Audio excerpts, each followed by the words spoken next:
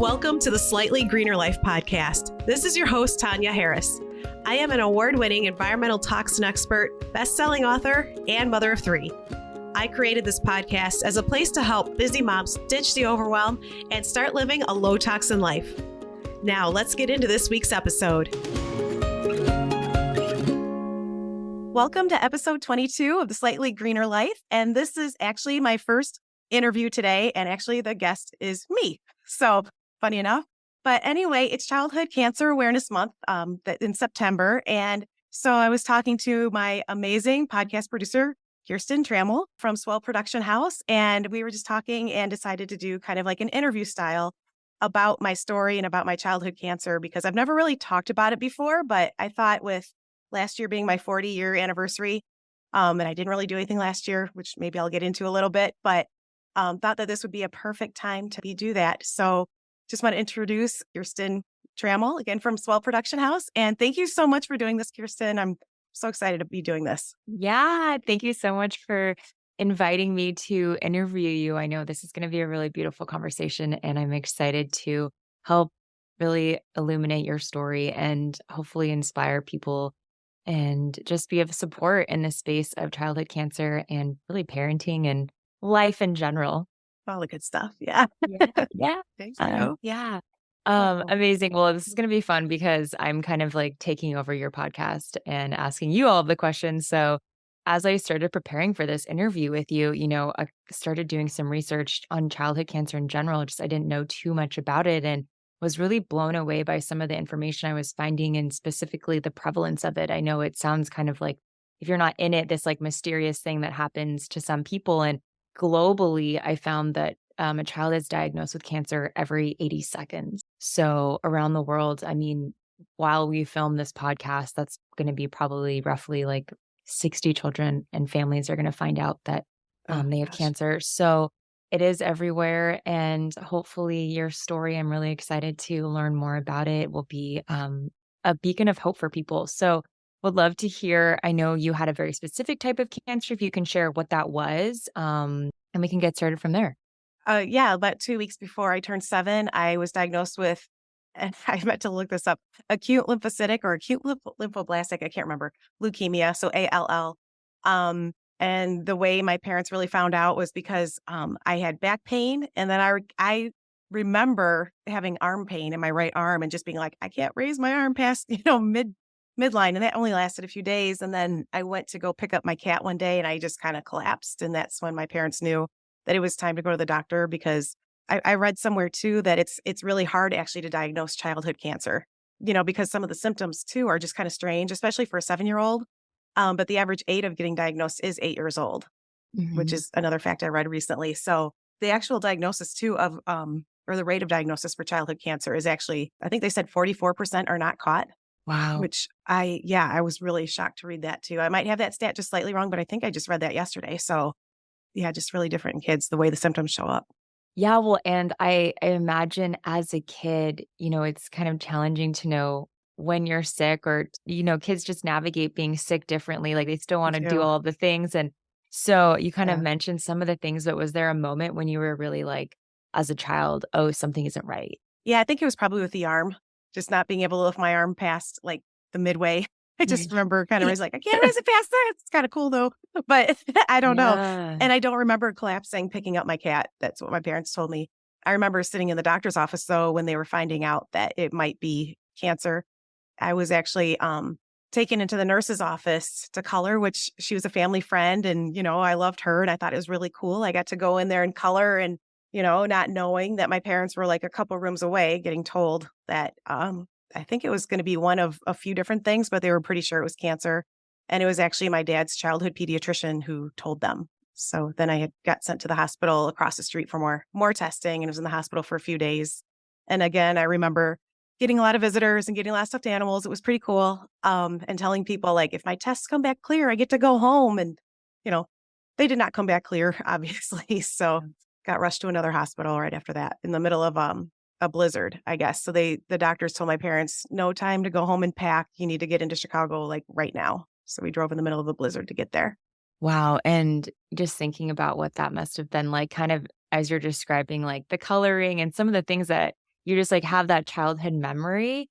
Looking back now as an adult, what do you see differently that you didn't, see when you were in it as a kid? Oh, that's such a great question. Yeah, I don't even know exactly how to answer that except for so happy I didn't know what was going on. Mhm. That phrase ignorance is bliss is so good because I think being told an adult would be much different than being told as a child because I really didn't know what was going on. I knew it was serious, but I think as a kid too, you just see everything through such a different lens. And kids are so they bounce back, they're resilient.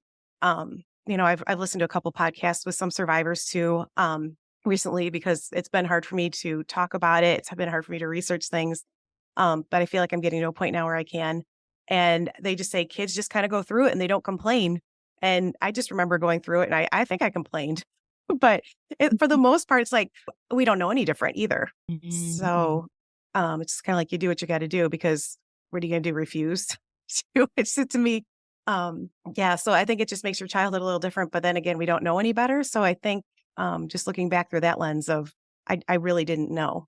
Yeah, that it's so interesting that, kind of being able to look back and see all of that, and even just listening to this as we get started, like, as an adult being like, "How can I learn something from this?" And there is you're so valid in talking about kind of like how that ignorance is bliss or, like, not knowing any different and how even as an adult, sometimes it can be useful to, in some ways, perhaps kind of, like, reconnect with that childhood part of ourselves to be able to move through things or to survive.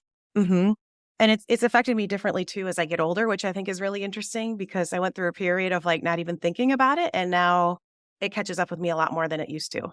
Mm. So, I kinda think the PTSD from that is real. I definitely have some quirks. Like, if you come at my lower back where I had all those spinal taps, like, I always say, "You're gonna get punched in the face," but, um, yeah, it's just little things like that. Yeah, it's just different how you look at it as and especially being a parent now, looking at it through the lens of being a parent and just being older and having more anxiety come back in and all the health anxiety I have. I have so much health anxiety that, I haven't really talked about before, but last year I had a whole lot of it. Last year was my 40-year anniversary. I was diagnosed in 1982, and, I lost my hair after COVID pneumonia. So, I lost, probably more than half the hair on the back of my head last year, and it was like 40 years to the month I lost it as a kid. So just remembering losing my hair as a child and, so last year I would just be working and TMI, I would just look down on my lap and there would just be clumps of hair and I didn't touch my head. Mhm. So it's kind of a little bit of like, oh, taking me Yeah. back to my childhood and seeing the same thing. So last year was a really rough year, even though I wanted to do something to celebrate and commemorate it. I couldn't because as an adult, again, I think the anxiety has caught up. And it's, Yeah. it's just so different how it affects you in different stages of life, I feel like. Yeah, that's really fascinating that, you've been in and we can get into this, you've been in recovery for, quite a while, and it is still something that it sounds like just doesn't always go away and it ebbs and flows, and was curious if you could walk us through some of the treatment that you received because I know you had some kind of experimental stuff and just Mhm. as a kid, what is it like to go through things like chemo and this long-term treatment for a serious illness? Well, again, I'm grateful that I didn't know. I just knew, oh, this kind of sucks. But I did 3 years of chemo. Um, and the interesting thing was back then the survival rate was 20%. And Yeah. so really low odds. So my parents got the chance, though. They were lucky enough to get the choice to decide at the time they were doing trials if they would treat me with the current research or the current treatments, I should say, which had the 20% survival rate, or they could treat me through research, I guess, or trials. So I guess they input there's probably more to it than this, but the simple version is they input all my information into a computer and the computer treated me. So the computer said 3 years of chemo and no radiation. So I was my doctor's first patient with no radiation. And then kind of followed the treatment plan from there. And then the computer actually got to say when I was cured, I believe. So I think it was after 9 years. So when I was around 16. And the doctors had told my parents too that I have a few things or a couple things for me. Like I think that I was female, gave me a better chance. Mm. Interestingly, I don't know why. And then if I don't get pneumonia, I think was one of them, or definitely chickenpox. I know chickenpox was one. And then chickenpox, I remember was going around school and I was actually going to go in and get a shot the next day. Turns out the next day I woke up with chickenpox. Oh my gosh. Yeah, and I don't remember all the factors that were in my favor, but I actually got chickenpox and pneumonia at the same time. So in the hospital for quite a while for that. And I think I might have been on a trial there too, but super grateful for the trial too, because again, being told, not sure if you can have kids. And I have 3 amazing kids and they're 19, 21, and 25 now, which I can't believe. But I'm grateful that I had that chance too, because now I've been able to have kids. And there were some other interesting things too. They said I'd have a mouthful of cavities. I didn't get my first cavity until I was 30. So interestingly enough, some of the other side effects they said would probably happen is kind of like learning disabilities or having especially math be really hard, which really was hard for me. And I know in high school, I was told I couldn't take certain math classes because I just wouldn't be able to. But I have a photographic memory for numbers, which is really weird. So I can memorize any number, but I can't do anything with it. So, but I can add, subtract like nobody's business really fast. Like you're not going to beat me on a time test, but anything else, nothing. So it's just really interesting too about some of the things that they said could happen that didn't. And, I just felt very lucky to be treated like with that kind of research. Yeah. Yeah. And you're bringing up some really interesting points about how, you had this illness when your body and your brain is in such a massive state of development. When you're 7 years old through, so 7 to 10, you're having chemo. Is that correct? Mm-hmm. Yeah. And so much of your body and your brain is still in such a state of development. So Yeah. I think I've never really thought about how that would impact someone. It's just like, oh, they're sick and then they get better. But as a kid, it impacts so much more, whether it's cancer or some other kind of young adult treatment. That's really, really interesting. And I know that in your book, you talked about, and everyone that's listening, go check out her book. It's amazing. And she does share some of the stories from her childhood cancer. But you talked about like missing birthday parties and slumber parties in school and, having to stay in at recess. So I'm just curious, like, how was it for you to miss all of those things as a kid? I know you mentioned already kind of that you didn't know any different, but like in those instances, how did that shift your childhood? It was, of course, hard missing out on a lot of those parties and everything. The staying in at recess was kind of cool though, because I got to pick someone to stay in with me every time. So everybody wanted to be that person that stayed in. So that was pretty neat. Like Mm. they got to take turns. Um, so that was good. But again, I didn't know any better. So, and I think another really good thing too is that the school was very supportive and let the parents and the students know what was going on, because back in 1982, it was not very prevalent. So when you see this little bald kid running around, it's, it's kind of like, I know that some kids have very negative experiences with it. I feel very blessed that, again, the principal of our school was amazing. The teachers were so great at explaining to the kids and the parents too. So even though I did get left out of a lot of that and couldn't go to a lot of parties, I don't really feel like I missed out on the friendships or anything. So because I was very lucky that people knew what was going on. And I think that's really important too, is if you know someone or you have a student who's different in any way, whether it's cancer or anything, to explain what's going on, because that makes it so much less scary for the other kids too. Yeah. Yeah, I know in researching to connect with you about all of this, I was seeing that there's a lot of data. There's the Children's Cancer and Leukemia Group found that roughly 35% of children, so approximately 1 in 3 children, are bullied based upon their illness. And so Wow. beautiful that you didn't have to have that experience. And also, it sounds like having a school that's communicating, having teachers that Mhm. are just letting everyone know ahead of time, like that clear communication sounds like it was really effective in eliminating some of that for you. Yeah, especially I think with kids that young too, because kids that young don't know what cancer is. I mean, I Yeah. didn't know and I had it. So when you take that mystery away, you take away a lot of their imagination too, because they're probably also acting out because they don't know what to do. So, when I wasn't in school, I did get a few things said that I didn't love, but again, to have that supportive school community can change everything, I feel like, for a child, or um, you know, supportive friends and supportive families around you. I think that is so important, not only for the child, but for the child's entire family too, because it affects them so much also. Yes. Oh my goodness. Yeah. And that's one of the things that I did want to talk to you about is just the impact that this had not only on you, but your family and the family system. And I know you have siblings and like that siblings of children siblings that have siblings Uh, with a childhood illness also kind of have a really different upbringing and experience of their own. So I'm curious if you've had conversations with your siblings about this or how that was from your perspective for them. no, not really. Again, because it's hard for me to talk about. So I haven't, but I have always understood that it was hard. My sister was with my grandparents a lot when I was in and out of the hospitals. And of course, it's got to be hard when one is getting a lot of attention.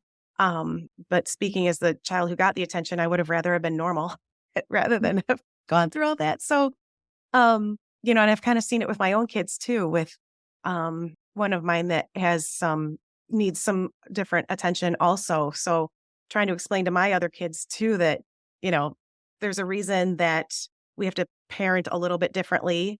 And I totally understand because I was on the side of it too when I was younger, but just know that we would rather be normal than going through this and not having this special treatment or having to be treated or parented differently. It's no matter what it is, whether it's a cancer, a learning disability, or, any kind of illness, anything like that.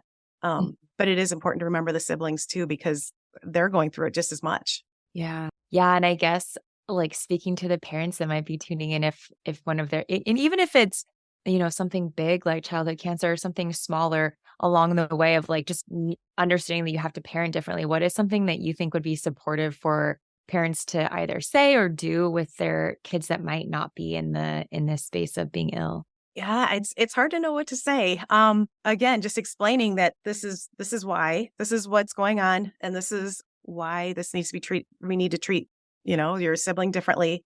And then just making sure too that because again, if they don't understand what's going on, they're gonna get upset. It'd be really easy to get upset to be like, well, it's okay for her to get these grades and I can't, or oh, she gets to stay up a little bit later tonight because she's not feeling well and I have to go to bed because I have school in the morning. I mean, that's really hard to navigate. So also just making sure that you're spending extra time with that child too. I think like just even if it's as simple as like taking them out for ice cream or, just bring ice cream home and just sit with them and making sure that they know that their feelings are valid too. Because even if they're upset, they have valid feelings and to let them know that you understand and you're there for them. And, it's hard on the whole family. Yeah, it's so interesting thinking about this, understanding, like, as, we've been kids of, like, how kids think about things and see things, and there's kind of, like, even when the way that they talk about things, sometimes kids just say the most honest things, Mhm. which is so beautiful, and also, like, that would be challenging for them to have those experiences that feel really unfair and not unless they're spoken about, not know how they're impacting everyone. So I'm curious about the moment when you were, I don't know, like air quotes, like cured, or when you moved into remission, or and you said it, the computer told you after 9 years that you were well. I guess, was there a moment when you yourself felt like, I'm okay, like this is behind me, or like when that kind of shifted for you? I think it would be I don't know. I kind of remember being told I was cured. I was like, oh, finally. It was kind of just the thing for me because I had felt okay for a while. It was just different because I was going in for treatments still. So I went, you know, every week to every 3 months, I believe, then every 6 months, then once a year. And then again, I just think kids are so resilient and our kids' brains are wired differently. They don't see things like an adult does. So for me, I'm like, it's about time type of thing because Yeah. I was already in sports. I was doing a lot of things. I was really lucky that I had a really normal childhood despite this. So I think that would be good for parents and families to know too, is like keep it as normal as possible. So I was still going out for sports. I wasn't great at them, but just to keep me busy and make me feel normal and just have a, everyday life, just have those normal moments. So Yeah. again, because I think the brains are wired so differently, we don't see things like I would as an adult.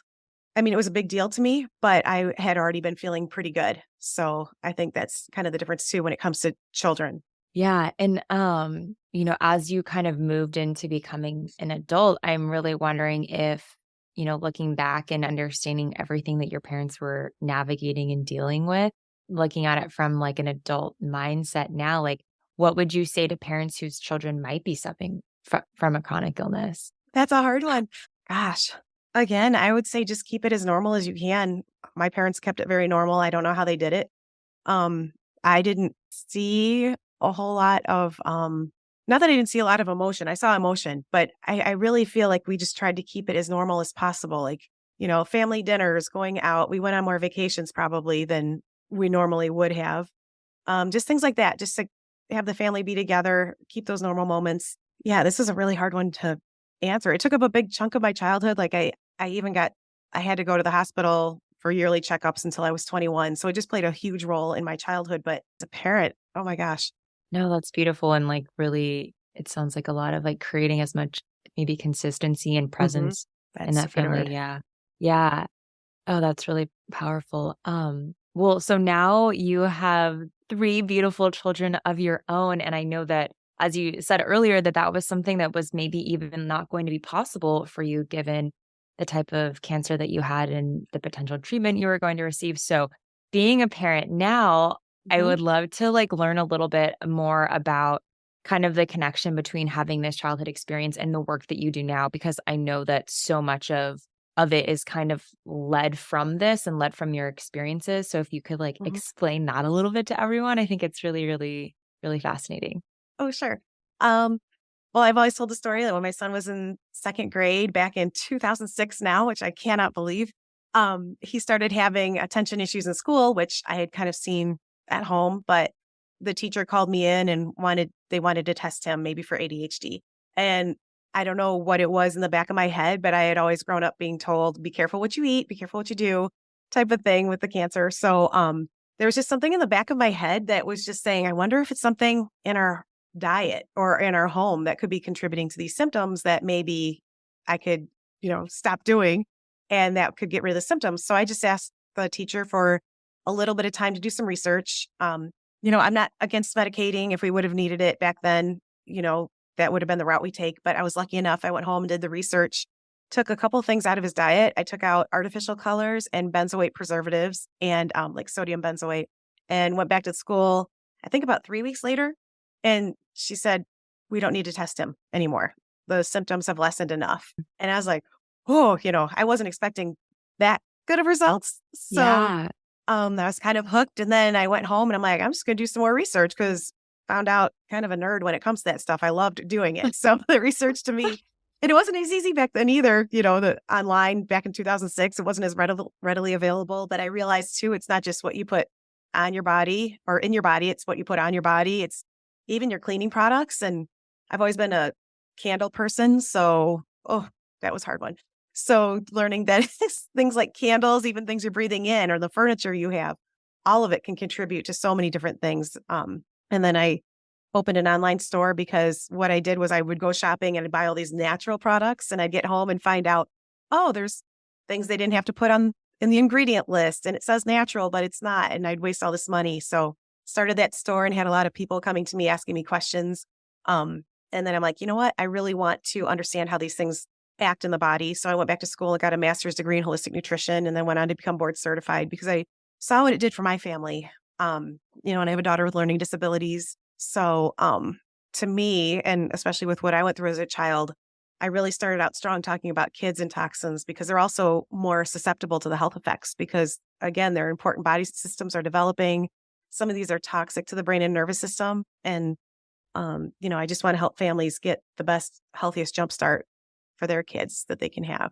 Yeah. Wow. I know you've talked to me a little bit about this before, but you hearing it again, it's just so powerful to think about how our children are truly like people say they're like sponges, but they're sponges like in all these different ways too, in terms of what chemicals they're exposed to and what they're breathing in and taking into their bodies. And when they're growing and developing, it's just so, so impactful. And it's incredible that removing two ingredients from your son's life had such a profound impact on his ability to show up in the classroom and be present. So it sounds like you've created this ability to look at things kind of from multiple different angles. Hmm. And I don't know if that's just who you are or if that's a result of kind of how you grew up and having to get creative in how you lived through cancer or what that comes from, but it's really Yeah. incredible to kind of like get into your mind for a moment and hear Ah, how you explored and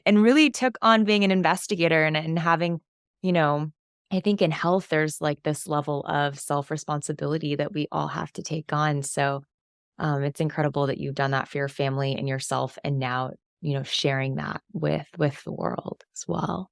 Oh, well, thank you. And yeah, wasn't the best experience, but I'm grateful for it because I really feel too like I do see things through a different lens. And I know when my daughter was going older now, she's out of school, but the school years were so hard for her. And when she was diagnosed with learning disabilities, that was so tough too, because you just don't want to, your kids to have that tough road ahead of them. But what I really realized, and I've done some talks on this too, is that what is the difference between childhood cancer and a learning disability? Because they're both things that go wrong in the body. Like a cancer is a change in DNA or a mutation in DNA, and a learning disability is something that goes differently in the brain. It's just wired differently. And so I think right away, though, and I used to teach also, that was my original degree. So I went through the elementary education classes and the special ed classes. And what I've realized, and I think what the childhood cancer made me realize too, is like they're just different things that are going wrong in the body. And why is one stigmatized over the other? Like the learning disabilities that gets so stigmatized in school and from other kids and from so many different angles. But really, they're both just things that go differently in the body. So what I did was I really dug into what are the advantages of these learning disabilities and dyslexia specifically. And what I found is like, oh, it's exciting. It's not in school necessarily. It makes it tough, but it can be a gift. And I really think that neurodiversity is such a gift, because if we all thought the same and did the same, this would be a really boring place. And the stuff that she has always come up with all through her life is just like so creative and so neat to see. So I really feel like I'm grateful to what I went through as a child so that I could look through things through that lens to give me that different lens for helping my kids too, and helping them understand when, even when something's going on with someone else too, that they can kind of see through that lens. Because I feel like we really need to get rid of a lot of stigma that is going around on a lot of these things, because so many people are going through so much right now. And we really should be able to try to look through it through a different lens, and really through empathy and understanding. Yes, yeah. I think about it in terms of, like if you have a broken arm, you go to the doctor right away, and like you have a cast and everyone wants to sign it, and like it's fine. And then it's like if your brain, I don't want to say if your brain has a fracture, figuratively or something like Right. that, it's you don't want to tell anyone and you don't want to address it. And it's like you can, like going to the doctor, doing the things to get healthy again. It's like Hmm. you're so true. There's such stigmas about these things, and certain labels are accepted and other labels aren't. Yep. And it's beautiful to hear how you've been able to just like look at something and still be able to address the challenges while also finding what's really beautiful and powerful in having that as well. Yeah, it's just to share my mom was a special education teacher for like 35 years, and so she worked with children with a wide range of disabilities. And she said that some of them have these incredible gifts that everyone else really doesn't, and like that is such a gift and so beautiful for them to be able to have that despite everything else that's going on. So I always think about that, and I think Oh that yeah. what you're sharing is something that we can all take away and think about ourselves of what labels do we put on ourselves or other people that maybe we could shift a little differently. That's true. Or even what I realized too is I talked about my anxiety a few years ago when it really started up. We moved, and that just set off my anxiety sky high. And so I disappeared for a little while, and then I kind of came back in. I was dipping my toe back into video and just being like, so anxiety, I get it now, you know? And to me, it's just I got so much support around that. And so I feel like when you're ready to share your story, if you do, it's really surprising to see the support you get in other people that feel like, oh, she's going through it. I'm going through it. And, and she's coming out on the other side, even though it creeps back in big time for me. It's not something that necessarily always goes away, but I feel like other people can share their stories to help other people when you come out on the other side of it a little bit, because there's times where we're going through things we're not ready to share. And that's when you shouldn't share. But when you are strong enough, it's really surprising how many other people come forward and say, me too. I also have anxiety. And last year when my anxiety was sky high, I had never told anybody how bad my health anxiety was. But it got so bad, I had to go into a doctor and be like, help me. I don't even want to go to the doctor. Like I couldn't go. So, but I got a lot of support around that. The doctor was amazing about it. And, to me, it's like, oh, if I would have just kept that bottled up, I don't know. I just would have been a ball of nerves and rocking in a corner, not knowing what to do because it was that bad. So, Yeah. but reaching out and getting that support when you need it, there's no shame in it. It's so necessary and so needed to do because there's so many of these things that we can't get through alone and that we shouldn't try to either. Yeah. And you bring up like this topic of sharing your experience. And I know you said that last year, your 40 years, and you are kind of like in a very different place with everything. And as you just kind of described a little bit as well. So, like for anyone that's listening that might have an experience or a story that maybe one day they would want to share, how did you know that you were ready in the world of social media and everything? Sometimes people question, like, am I sharing this like to support myself or to empower people or like just understanding like when you might be ready to. Oh, yeah, I love that. I think there's different levels of sharing. So I already had, a platform with this business and everything too. So I just kind of did it on a couple of, I think, Facebook Lives or even just, I think one I just recorded and I'm like, if I hate it, I can take it down. But I knew it would help people because of the stuff I've talked about before. But again, on a personal level, I don't think my husband and my kids and definitely not my parents knew what I had been going through. So, um, I just got to the point where I got so bad last year, I had to reach out and tell everybody like, no, this is really bad. Like, I'm really not doing well. Some days I can't get off the couch. So I think there's just different levels of, you don't have to come out and do it on a Facebook Live. You don't have to come out and do it in an email newsletter. You can do it to your own family. You can do it to friends and family. And that sometimes that's enough. But the way I got started a while ago was my amazing mentors, Jen Gottlieb and Chris Winfield. I met Chris in an event and I really didn't have a business back then. It's not what it was now. And I was kind of like, yeah, I kind of do this and kind of do that. And, I had cancer as a child and now I do toxins. So parents would have to go through the same thing. And he looked at me and he's like, whoa, he's like, he said, you're being selfish. And I was like, oh my God. He goes, you have a responsibility to get the information out there. So that's when I really started to go forward with my business the way it is now, because I'm like, I do have this information. It is important. I do have to get it out on a bigger platform, even though myself, I'm not super comfortable necessarily with being the face of it. But I feel like my fear is stronger than, or my message is stronger than my fear, I should say. Sometimes my fear is stronger, but my message is stronger than my fear. So to get that information out is important to me. And then during these times where I do kind of disappear a little bit like last year, it's okay to do that. Reach out to whoever you can in your immediate family or in your support group, and that's fine. And if you do somehow have a platform or anything like that, do that when you're ready. But always just make sure you're ready and that you feel better about it. You'll know when it's time, because if you're in the middle of it, I almost don't think you can do it, if that makes sense. Mm-hmm. Yes, and I love that that your message is larger than your fear. That's so beautiful and such like a mantra to perhaps say to ourselves in those moments when we are toggling between sharing and not sharing from a place of really having that sense of responsibility to share.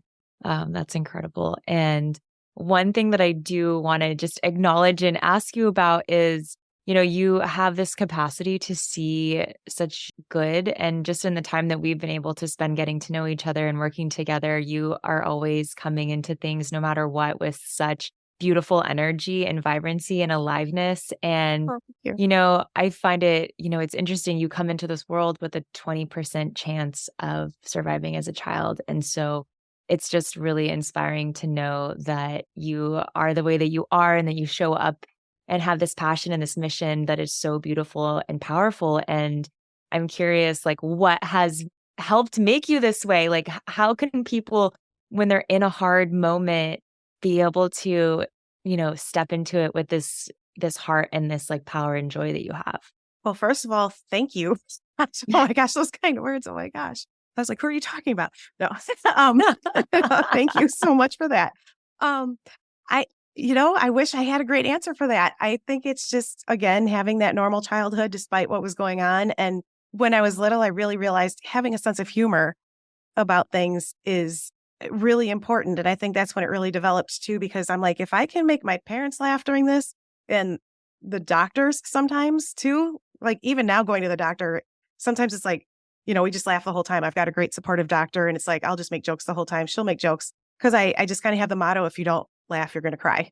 So, but I mean, I realized too, some of those treatments that I was going through, they were so painful. But if you can get a little laugh or find a little bit of the bright side, everything does seem to get a little bit lighter and a little bit better. So if we can kind of look at a lens through that, plus not necessarily taking to heart everything that's said, being told I'd have a mouthful of cavities, told I'd have learning disabilities, math, yes, but other things like that. If we just don't take that to heart, because if we take that in, that's probably what's going to happen, but I was in gifted classes, like gifted science and gifted English and things like that. And I didn't have the mouthful of cavities. So I kind of think if we can keep a sense of humor about things and maybe not take things so much to heart, just keeping that positive attitude, because I think if you have the positive attitude and don't think like, oh my gosh, I'm going to have so many learning disabilities, or I'm going to have so much of this, whatever long-term effect they're saying I'm going to have, then that can take you down that road. So if you just kind of keep it light, keep a good attitude and look for the bright side, you will see the bright side. You will see what you're looking for. So make sure it's positive. Oh my goodness, that's so beautiful. Yeah.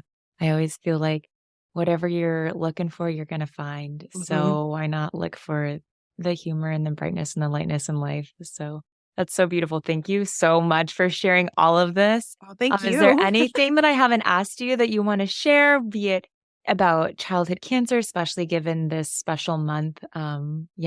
Please share with us. Oh, sure. I put some notes. Let's see, just really quick too, that there's just such little funding for it. So I think it's not just in the month of September, but we should be aware of it. Plus, a lot of the things that we do to prevent childhood cancer can prevent so many things for all of us down the road, autoimmune conditions, things like that. But here's my notes.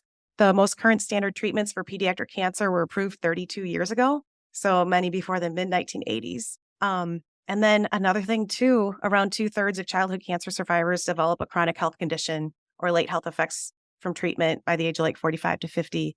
And a lot of the treatments are based off of adult research, which adults' bodies are totally different than kids. And that's why so many kids have so many long-term effects. And only 4% of government cancer research budgets go to childhood cancer research. So I feel like if we can support it, because whether it affects our family or not, the way cancer rates are going now, it's going to affect most likely, unfortunately, someone we know. So it's important to take these steps and just be aware. Because I really feel too, like the children, like for me getting older, it's just, it's something that affects you your whole life, and it affects adults too. So just raising awareness and taking care of our health, I guess, is something that's important.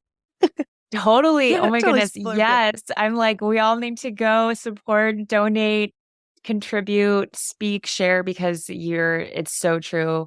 Since we've been recording this, as we said in the beginning, roughly 50 to 60 families and children found out that they had cancer. So knowing the long-term effects, and this is wild, knowing that the later life effects and just the impacting you and everyone around you your entire life. This is truly a powerful and important cause to support. So I know we're going to put info in the show notes for how to get connected with you more, and then also how to get in support of childhood cancer research and funding and all of the things. Okay, I'm going to stop being in control of your podcast. Oh, no, you're so good. You have no idea how much I appreciated this. Oh, my gosh.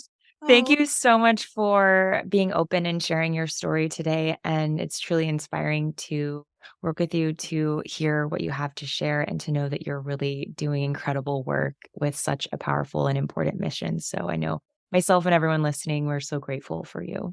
Oh, gosh. And thank you so much. Yeah, I really appreciate this. And thank you for giving me a chance to share my story. And just can't thank you enough. Yeah, amazing. So, just want to thank everyone for tuning in, and I'll see you next week for episode 23. Looking to create a healthier home, but feeling overwhelmed by the thought of making big changes? Learn how my book, The Slightly Greener Method, Detoxifying Your Home, is easier, faster, and less expensive than you think, can offer the perfect roadmap to help you create that healthy and safe home. With this step-by-step guide, I'll show you how to focus on micro habits and gradual safer product swaps to reduce the toxins in your home. My book will provide an easy, actionable plan so that you can finally enjoy the healthy haven your home was meant to be without being overwhelmed or breaking the bank.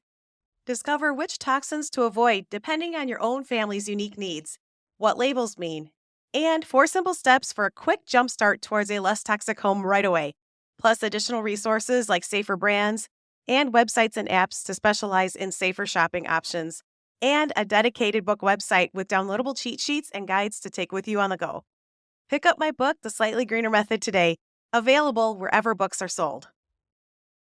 Thank you so much for tuning into this episode of the Slightly Greener Life podcast. Please take a moment to subscribe to the show, and then be sure to share it with a friend who you know wants simple steps to living in this complex world. I'll see you next time.